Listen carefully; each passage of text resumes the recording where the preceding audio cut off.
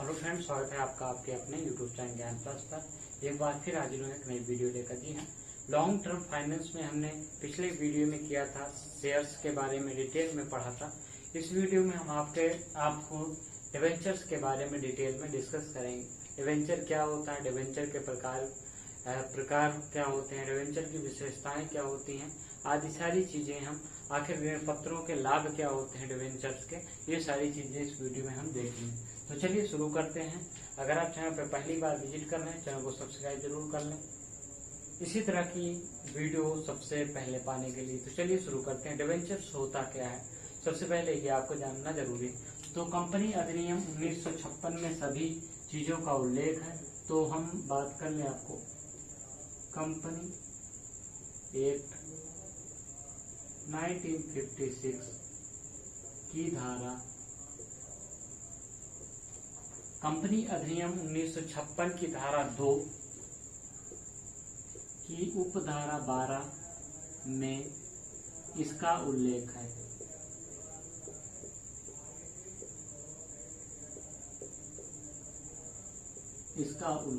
क्या कहा गया है इसमें? कंपनी अधिनियम की इस धारा में ऋण पत्र, स्कंध, बंध पत्र और कंपनी की अन्य प्रतिभूतियां सम्मिलित होती हैं, चाहे वे कंपनी पे प्रभार यानी कि लायबिलिटी ये उत्पन्न करें या ना करें, वो सब ऋण पत्र कहलाते हैं। ठीक है, यह कंपनी द्वारा लिए गए ऋण की लिखित स्वीकृति पत्र होता है, जिसमें कंपनी अपनी मुहर के अधीन जारी करता है, जिसमें ऋण पत्र की राशि, ब्याज की दर व अन्य सभी शर्तों का उल्लेख होता है। तो ऋण पत्र जो है कंपनी की मुहर या सील लगा हुआ एक पत्र होता है, जिसमें कंपनी द्वारा लिए गए ऋण की राशि, ब्याज की दर व अन्य सभी शर्तों का उल्लेख होता है, उसे ऋण पत्र कहते हैं। अब ऋण पत्र की विशेषताएं क्या होती हैं, जिसे फीचर्स कहते हैं आप, या कैरेक्टरिस्टिक, जो भी आप कह सकते हैं, दोनों नाम एक ही है। तो विशेषताएं,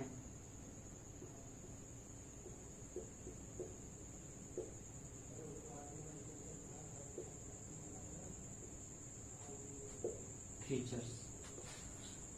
ऋण पत्र की विशेषताओं की अगर हम बात करें तो सबसे पहले ये देखते हैं कि ये दीर्घकालीन ऋण का सबसे अच्छा स्रोत माना जाता है।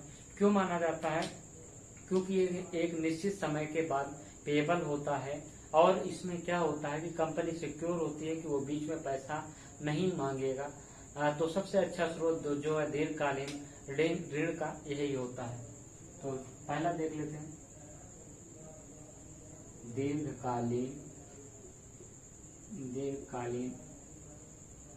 ऋण का सबसे अच्छा स्रोत माना जाएगा।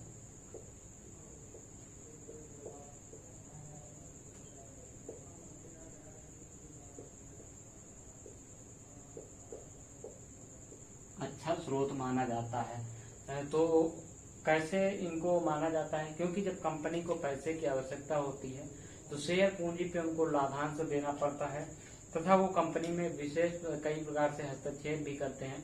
लेकिन ऋण पत्र जो है किसी प्रकार के हस्तक्षेप नहीं करते हैं, इनकी ब्याज राशि भी कम होती है, और ये इसीलिए कहा जाता है कि दीर्घकालीन ऋण का सबसे अच्छा स्रोत यही होते हैं।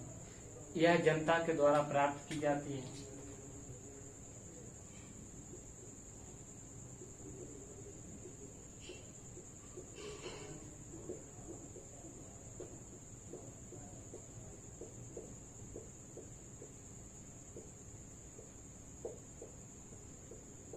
अगर हम डिबेंचर्स की बात करते हैं तो ये जनता के द्वारा प्राप्त होती है, या बैंक से नहीं लिया जाता है, या जनता के लिए उपलब्ध कराती है कंपनियां, और वहां पे पब्लिश करती हैं, यानी कि प्रचार में डालती हैं कि जो लोग कंपनी के ऋण पत्र लेना चाहते हैं वो क्या करते हैं, वो अपने वहां पे आ सकते हैं, यानी कि ऋण पत्र के लिए आवेदन कर सकते हैं। जबकि बैंक से ऋण लेने पे बैंक कुछ कागजात लेती है, और वहां पे क्या होता है कि जब बैंक कागजात लेती है तथा कुछ बंधक भी रखने के लिए कहती है, इसलिए सबसे अच्छा स्रोत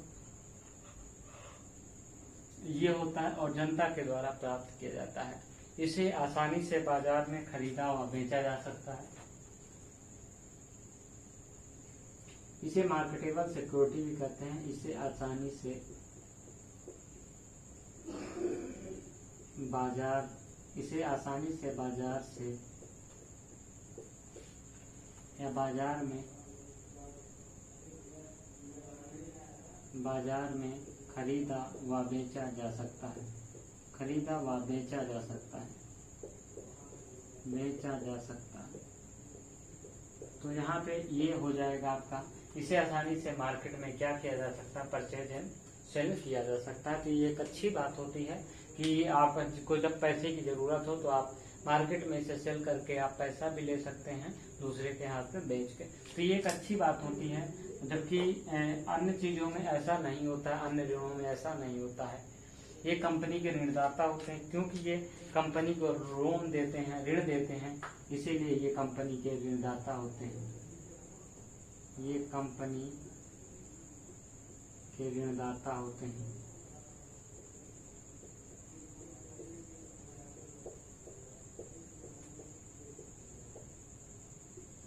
ये कंपनी को ऋण देते हैं, इसलिए क्या होते हैं, ऋणदाता होते हैं। इन्हें रकम वापसी पे सबसे पहले अधिकार होता है।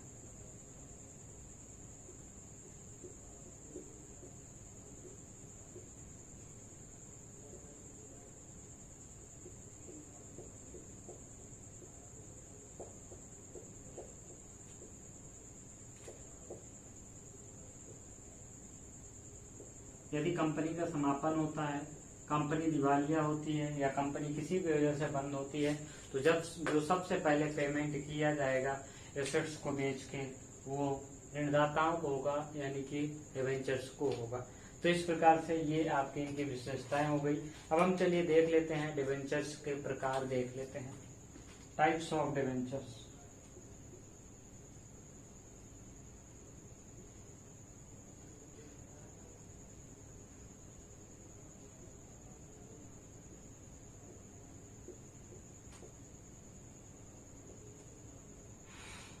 टाइप ऑफ डिबेंचर्स में अगर हम बात करते हैं सबसे पहले तो शोध एवं अशोध ऋण पत्र। ठीक है, तो ये क्या होगा, शोध एवं अशोध ऋण पत्र।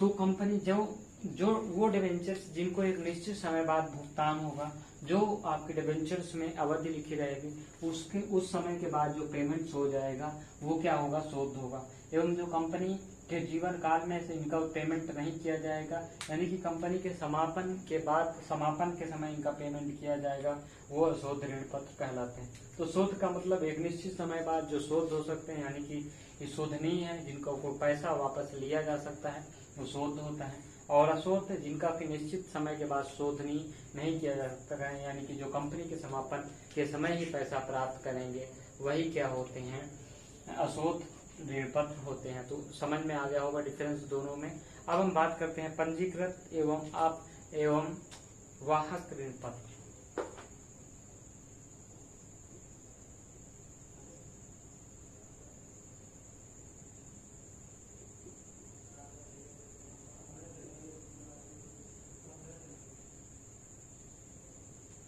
पंजीकृत एवं वाहक ऋण पत्र वो ऋण पत्र जो कंपनी के रजिस्टर पे जिनका नाम फिक्स होता है कि इस व्यक्ति ने इतने का ऋण पत्र खरीदा है, ठीक है, वो पंजीकृत ऋण पत्र होते हैं। यानी कि पेमेंट्स भी उन्हीं व्यक्ति को मिलेगा, या फिर यदि वो बेचना चाहते हैं तो क्या होगा कि कंपनी के रजिस्टर पे नाम बदलवाना होगा, जिसके नाम से वो बेचना चाह रहे हैं।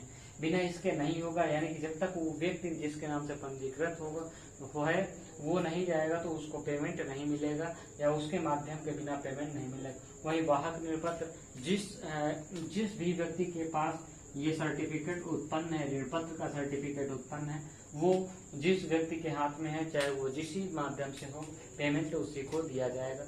जिस व्यक्ति के हाथ में है वही उसका मालिक कहलाएगा। तो ये हो गया आपका। अब अगला है सुरक्षित एवं असुरक्षित ऋण पत्र।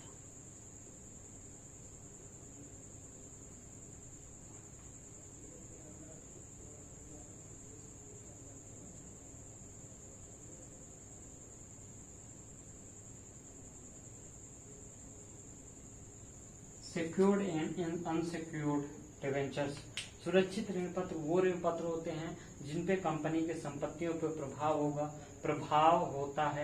प्रभार होता है, यानी कि जितने का लोन है उस पे कोई ना कोई संबंधी बंधक होती है, उन्हें सुरक्षित ऋण पत्र कहते हैं। यानी कि जब भी कंपनी दिवालिया होती है या बंद होती है तो वो संपत्ति बेच के उनका पैसा वापस लौटाया जाता है।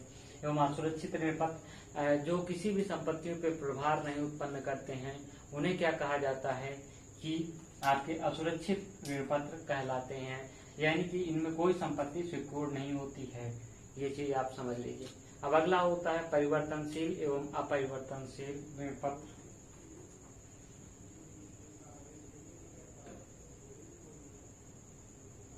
परिवर्तनशील एवं अपरिवर्तनशील ऋण पत्र। अपरिवर्तनशील ऋण पत्र।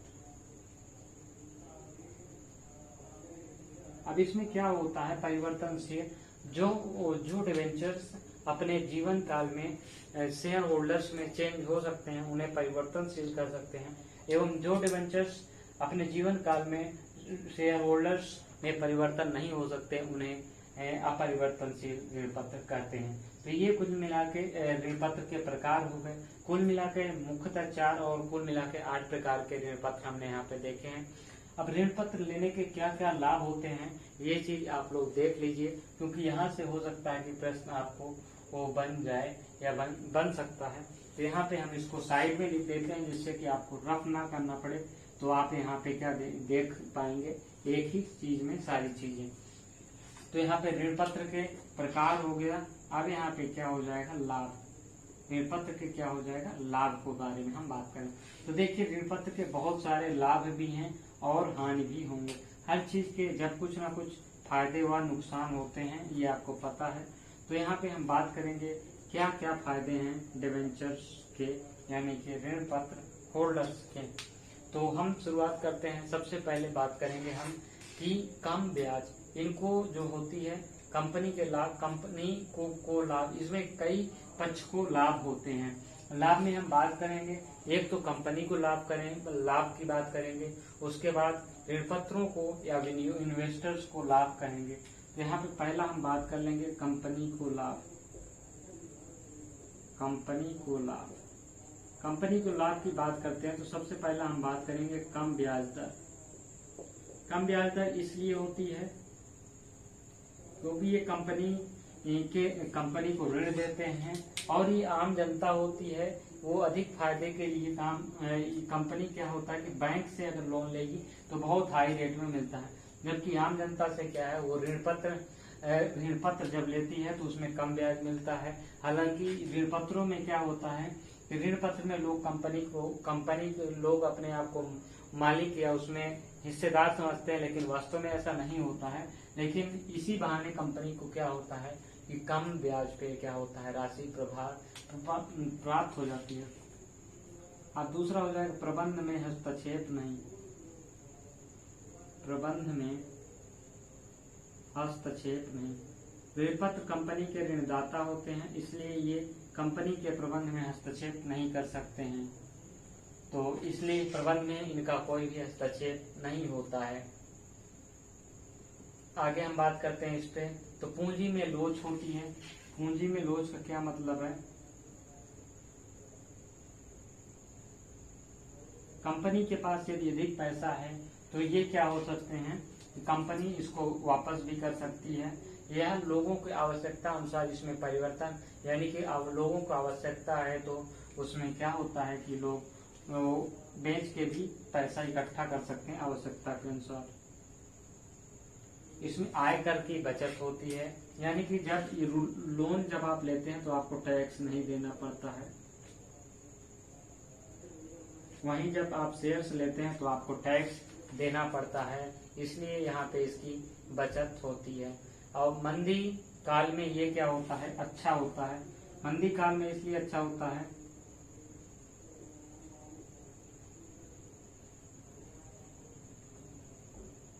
देखिए जो शेयर होल्डर्स होते हैं जब मंदी काल आती है तो अपने शेयर बेच के भाग जाते हैं, लेकिन डिवेंचर्स नहीं भाग पाते हैं क्योंकि वो एक निश्चित समय के लिए होते हैं।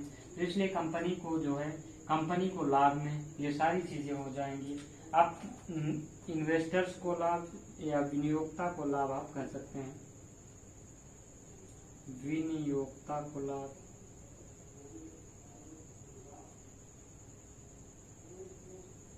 विनियोक्ता के लाभ की अगर हम यहाँ पे बात कर लेते हैं तो आप देख पाएंगे, यू कैन सी दैट कि यहाँ पे इनको क्या होता है कि नियमित निश्चित आय होती है। ऋण पत्र में ये होता है कि निश्चित आय प्राप्त होती रहती है, नियमित निश्चित आय।